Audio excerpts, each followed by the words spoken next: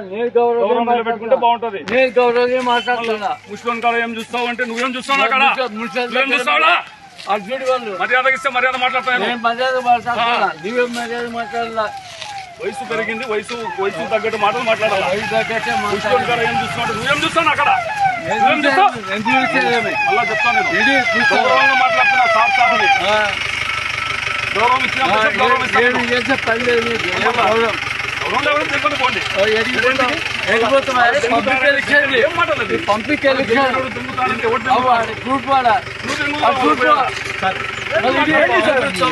గౌరవంగా మాట్లాడుతున్నా. ఓటు కానీ ఎలక్షన్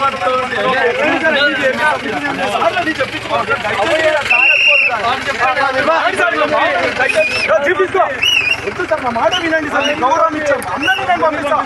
మీరు పంపించుకుంటే నన్ను అడగండి. రాండి సార్, ప్లీజ్ తీసుకోపా. మాట వినండి, నేను చెప్పాను. దయచేసి నేను అందరినీ పంపిస్తాను. మీరు ఎక్కండి సార్, నాకు పంపించుకుంటే నన్ను అడగండి. తీసుకో ప్లీజ్ సార్. నేను ఇంకా రిక్వెస్ట్ చేసుకోవాలి. ఉండండి అట్లే. దయచేసి మీ వయసు గౌరవం అనేది తీసుకోండి. దయచేసి దయచేసి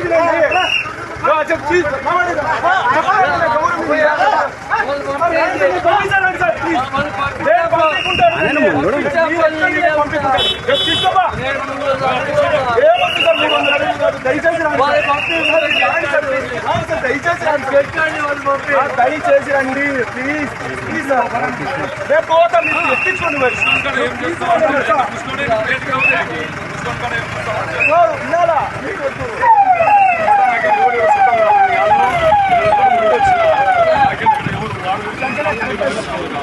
సార్ లేండి సార్, లేండి దయచేసి ప్లీజ్ సార్, లేండి. మీరు లేకుంటారా? మీరు తీసుకోవాలా? ఇచ్చిన గౌరవాన్ని నిలబెట్టుకుంటారా లేదా?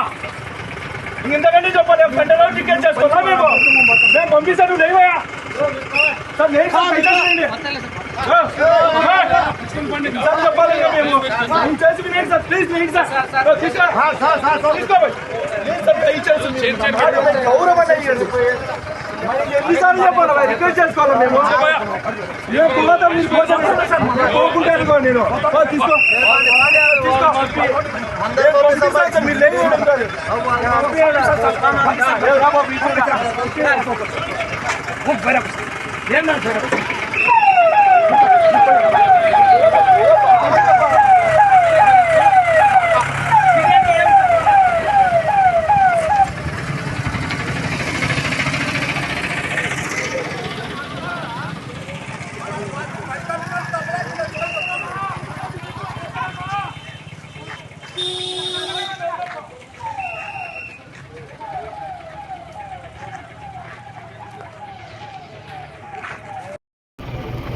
మనం ఇవాళ ఎమ్మెల్యే కాన్స్టిట్యూన్సీలో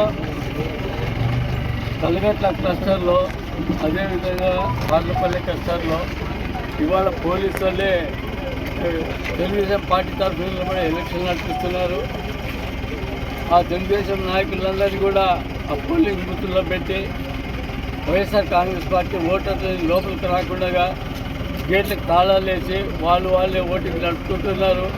ఇది చెల్లదు. రేపొద్దున కోర్టుకు పోయి దాన్ని మేము ప్రశ్నిస్తాము. ఈ విధంగా పోలీసు వాళ్ళు తెలుగుదేశం పార్టీ తరఫున యాక్ట్ చేస్తూ ఉన్నారు. ఫెయిర్ ఎలక్షన్ జరగడం లేదు. వాళ్ళ తరఫున ఓటర్ లిస్టులు ఉంటే కూడా ఓటర్లు కూడా లోపలికి అలౌ చేయడం లేదు. గేట్ తాళాలు వేసి వైఎస్ఆర్ వాళ్ళ పార్లపల్లిలో బయటకు చూస్తున్నారు. కాబట్టి ఈ ఎలక్షన్ చెల్లదు. దీన్ని మళ్ళీ బై ఎలక్షన్ ఇవ్వాలని మేము హైకోర్టులో పిటిషన్ చేస్తాము. దీనిపైన వైసీపీ పార్టీ ఎప్పుడు బహిష్కరించలేదు. వీళ్ళని కూడా చేయండి అని చెప్తారు. అంతేగాని బహిష్కరించమని వాళ్ళు ఏం మాకు పార్టీ ఆదేశాలు లేవు. వీళ్ళు పోలీసు వాళ్ళు, తెలుగుదేశం వాళ్ళు అది ప్రచారం చేస్తారు తప్ప మా వాళ్ళు బహిష్కరిస్తామని ఎవరు చెప్పలేదు. చాలా చోట్ల నోటీస్ సర్టిఫికేట్ కూడా ఇవ్వలేదు.